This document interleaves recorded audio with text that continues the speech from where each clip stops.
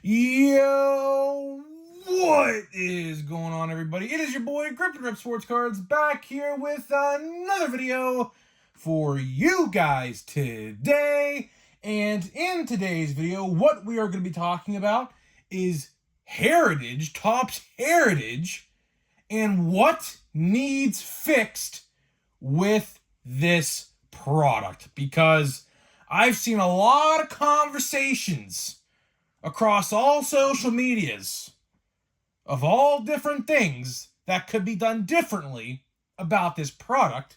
And I'm going to let you know what I think about this set, as you guys are probably already well aware what I really think, but I'm going to try to fix Heritage in a 15-minute video. So hopefully you guys do enjoy that.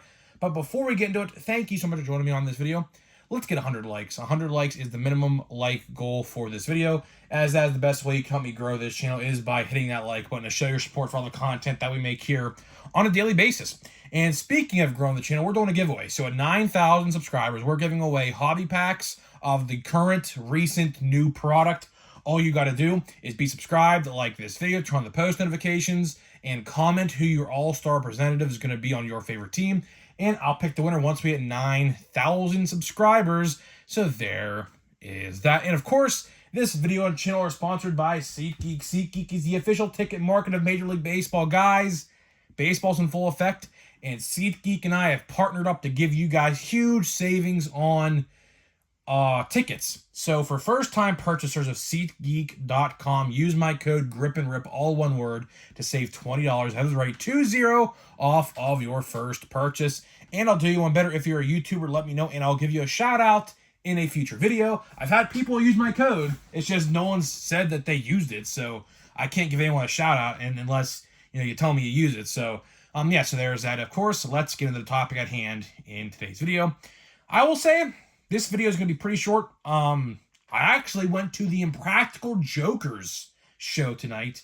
The Drive tour, as a matter of fact. Really fun. One of my favorite shows growing up as a kid. I mean, it's been on now for like 10, 11 years. Definitely one of my favorite shows growing up. Still watch it to this day, so it's really cool to see them live in person for the first time. Loved the show. Awesome. Sat front row, literally front row. They shot big confetti cannons at the end of the show, and I was literally right in front of it. I got doused in confetti. It was bad. My popcorn bucket had a popcorn bucket. Literally was going to take it out with me to eat the rest of it I had in there. It was covered in confetti. Yeah, so it was pretty fun. It was a cool time. If they're in your area, want something to laugh at, I would go. It's pretty fun. It's pretty cool. So this video is probably going to be short because I am literally running on fumes. My eyes, I could barely keep open legitly. So yeah, let's get into it. So Heritage, right? 2024 Topps Heritage, or as a matter of fact, any Heritage. You can go to last year, 2022, 2021. You can go to 2025, 2026. It doesn't matter, right? It's all the same, right? It's just a different year, different set design. Still the same concept, though, right? Still the same concept and everything like that, right? So I saw a lot of discourse on Facebook today, and Twitter for that matter, talking about how Heritage needs improving. And it's funny because, as you guys are well aware, I have been talking about this very same issue and everything like that for a very, very long time now. So I'm going to try to give you my best how to fix kind of video for Heritage. I'm not going to be super negative because, quite frankly, I have a lot of low energy right now and I really am tired, so I really don't feel like screaming, but I will if I have to, right? So let's start out. This isn't even like a part of the topic, but the quality control. As you guys know, the quality control of the product this year has been piss poor, to say the least. Now, it's funny because it wasn't like that last year or anything like that. But a side note, they got to get better. I mean, that is with any set they do, Heritage, Series 1, Chrome, whatever. The quality control has to be better in future releases because, man, it's such a shame that a set like this has this many problems to it. So I just want to get that out of the way real quick because that's part of it, but at the same time, it's not really part of the topic of the video, right? So how would I fix Heritage? How would I fix Heritage? Well, here is the big one, and I've talked about this a lot on the channel in the past. We have to merge Series 1, or I should say Heritage and Heritage High Number. Of course, Heritage High Number is the equivalent of like updates in regular like Series 1, 2, and update. It's like the update set of Heritage, right? We gotta merge them because look at it as a fundamental standpoint in retail sales. Heritage just does not sell retail-wise. I mean, you can agree to disagree with me, but the facts are the facts. How many times do you walk into a Walmart or Target or Meijer and you see countless boxes of Heritage sitting on the shelf? I see it literally every time I go to a Walmart or Target. Keep in mind, I go to a lot of Walmarts and Targets throughout the week. I just don't go one time to one Walmart. No, I go to multiple Walmarts and multiple Targets every single week. I have a rotation, a list of how I go about where I check and everything like that throughout my week, right? And I'll tell you right now, the amount of Heritage that I see on a weekly basis just sitting there collecting dust is pathetic, to say the least. And why is no one buying it? Well, I've already stated this in the past. There's just no guarantees. There's no guarantees to the product. People just don't want to buy paper base because realistically, that's what you're buying. When you buy a box of Heritage at retail, except the monster boxes, you are buying literally paper base and paper base only. There is nothing going on in there that makes you want to say, wow, yes, I want to go buy a box of Heritage today. No, it's just not how it works, right? So let's talk about High Number. Haramid High Number, as my brother gave me a new nickname for Heritage. Haramid High Number, right? Same concept. Same exact concept. A lot of the time, that set just sits as well. Again, paper base, no guarantees, and it just sits there, right?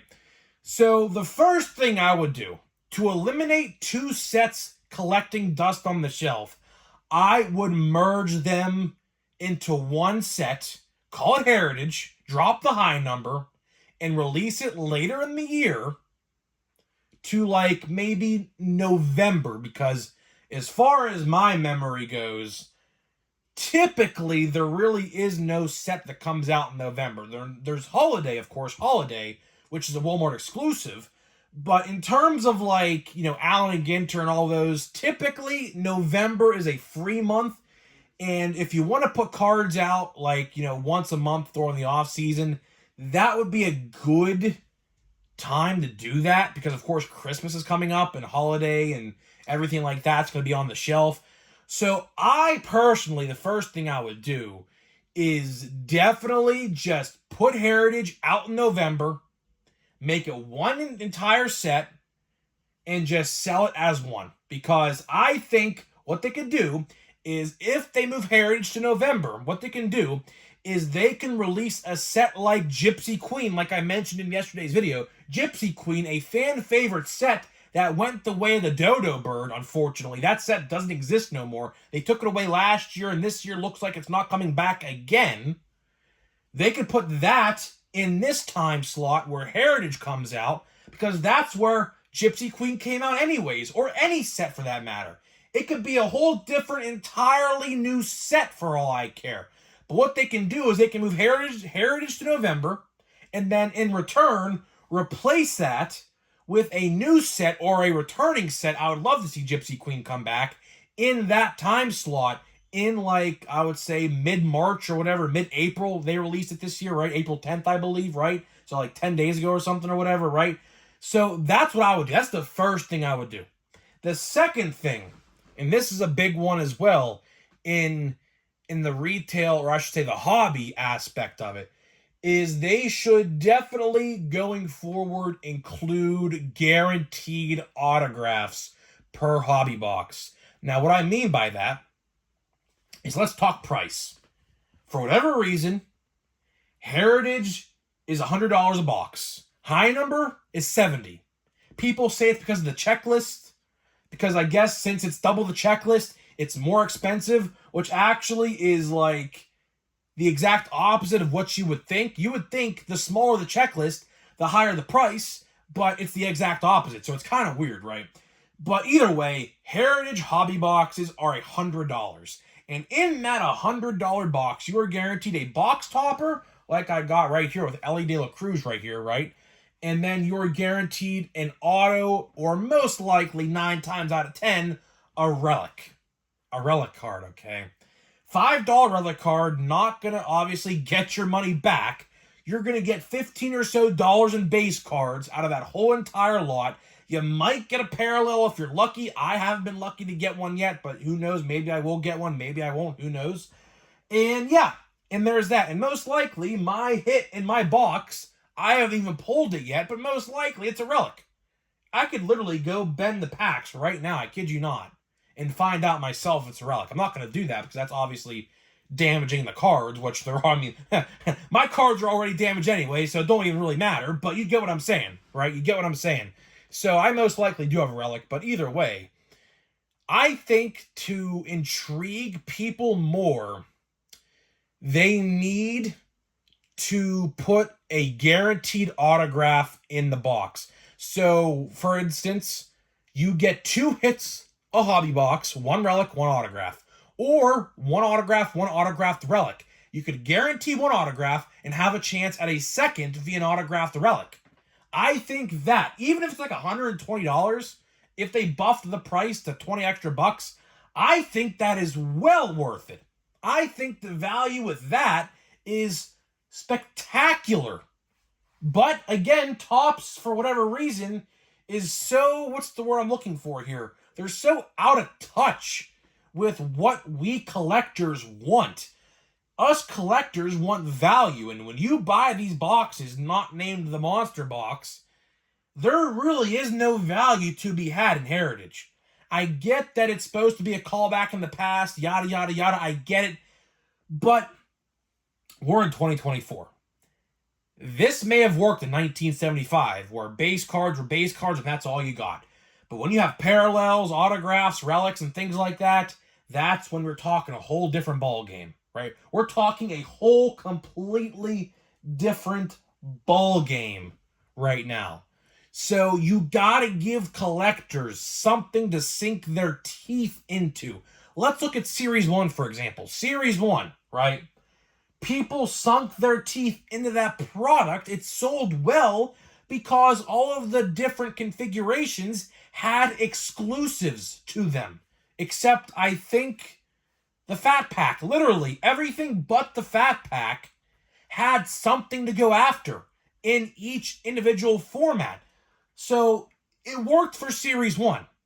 Big League, I'll tell you right now, I've seen Big League legitly on the retail shelf literally like twice in about a month and a half, or like about a month and like a week, 5 weeks or so, right? So I don't really know what's going on there, but either way, I mean, Big League's not really, I mean, I don't know. I mean, I don't even see it in my area. I can't even tell you if it's selling well or not, so I can't even say, I can't even give a judgment, to be honest with you. But, you know, and then we go to Heritage, which is the newest product, and then Bowman comes out May 8th, in about 2 weeks from Wednesday.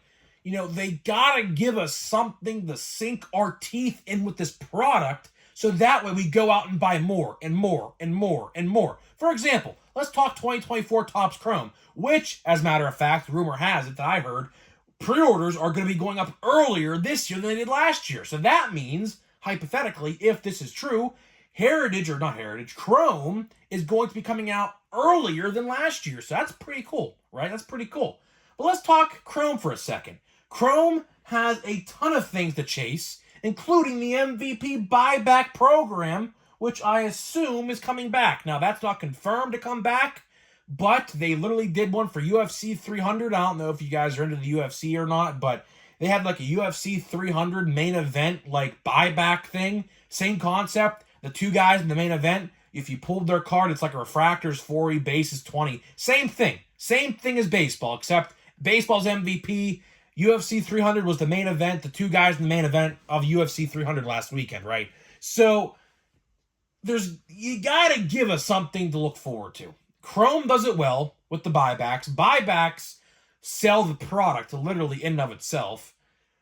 Bowman speaks for itself. Bowman doesn't need an exclusive because, quite frankly, those sell without the exclusive, like the Green Lunars or whatever. They don't even need to put those in there. They can literally just sell the product without the Green Lunar cards, and people will still buy it like myself. Heritage, not so much. And the last thing I want to talk about before we get into the pack here is the possibility of doing a traded set. So, what do I mean by that? So let's put Heritage where it is in April, right? But let's talk about High Number. What we can do is we can axe High Number, so High Number doesn't exist no more, and we do a Topps online exclusive traded set with a guaranteed auto or relic in every single traded set for like a $40 or $50 price point. So that way, all of the key rookies of Update and all of the key traded players, like let's say someone gets traded in the deadline or whatever, who's like a big key player, right? You put their cards in there, you sell it in a little box like you used to back in the day, in the 90s and the 80s or whatever, and sell it as that.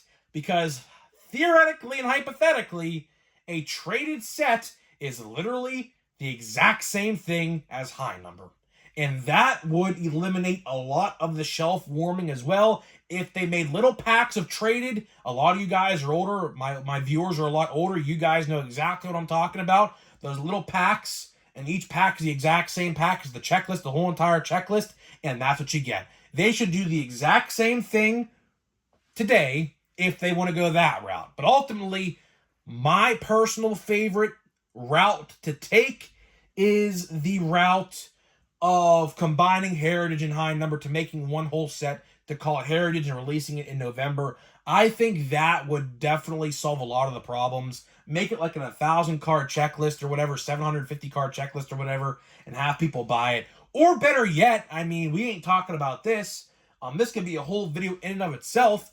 How about we do Heritage Chrome? Now, I know there's Chrome parallels in the product, but how about we do Heritage Chrome, completely eliminate the paper base, and just make it a Chrome product? I think that as well would definitely pique a lot of interest. Or better yet, I mean, they could just do that set, you know, like, for example, Allen and Ginter Chrome, which, by the way, I don't think is coming out for 2023. So for anybody wondering if Allen and Ginter Chrome is coming out, I think you're SOL. Same thing with Stadium Club Chrome. I do not think Stadium Club Chrome is coming out either. So, you know, if you were asking about that in the comments, that I think are the way of the dodo bird, at least for this year, I think. But I think if they made chromed Heritage cards, that would honestly pique a lot of people's interest. Because look at a card like this, right? And wouldn't that be cool in Chrome? Like, wouldn't that look cool in Chrome? Like, I think it would. I think it would. If they made the whole set Chrome, I think it would go a long way. I do. It would definitely go a lot longer than what we got right now at the paper base.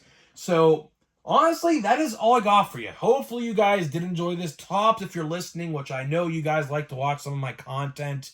Hopefully you took this constructive criticism video to heart, because I want to obviously see success. That's why I do these things. You know, I scream, I get mad and angry because I want to see you succeed. I wouldn't be getting angry if I didn't want to see you succeed. If I wasn't getting angry, that means I ain't doing my job correctly. I want to see you guys succeed.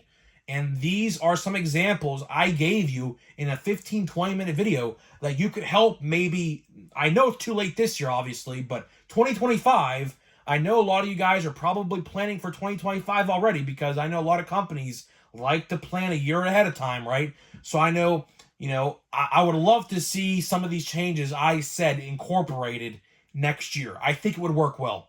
I'm trying to help you guys out. I'm trying to make the product better, and I think what I named here today would certainly do that. So let's get into the pack here. Let's see. Let me get a pack of Heritage. I think we still have like a solid like 10, 12 packs left. We might actually be at the halfway point for Heritage right now, which is, I mean, it's whatever. I'm gonna have some videos where I have to like buy another product to open, because of course, as I said, Bowman comes out in about 2.5 weeks. I definitely don't have enough packs to cover that. So I'm gonna have to buy like another product or something. Johnny DeLuca, that's a good one. I'm not even gonna look at the damage control because honestly, quite frankly, Yogi Berra, that's a good one. That's a good manager card. I'm just so tired, bro. Jacob deGrom, I'm just so tired. I really don't feel like looking through all these cards. Oscar Colas, I saw his first career home run at PNC Park last year. James Outman, I don't really know how well he's doing. I think he's fallen off a cliff, to be honest with you. I don't really hear too many things about him. Enrique Hernandez, Kike Hernandez. There's that. We have a Austin Riley, New Age Performers in the City Connect. I like those. The uniforms are really cool. And then we got, what do we got here? We got a Luis Arraez and Yandy Diaz. What's it called? Silver Sluggers. We got, of course, the highest batting average leaders, I do believe. Well, I know for a fact Luis Arraez was the highest batting average in the NL. I'm assuming Yandy Diaz was the highest in the AL, I assume. So, guys, that is it. That is it for this video. Hopefully, you guys did enjoy this video. Now, I am going to take a long sleep, and hopefully, by the time this video goes up, I am re-energized because, man, I am tired. There's not too many days where I could say, you know what, I am super tired, but guess what? Today was definitely one of those days. I am just super, super tired. So, guys, I'm getting out of here. Let me know what you think, and I'll see you guys in the next video.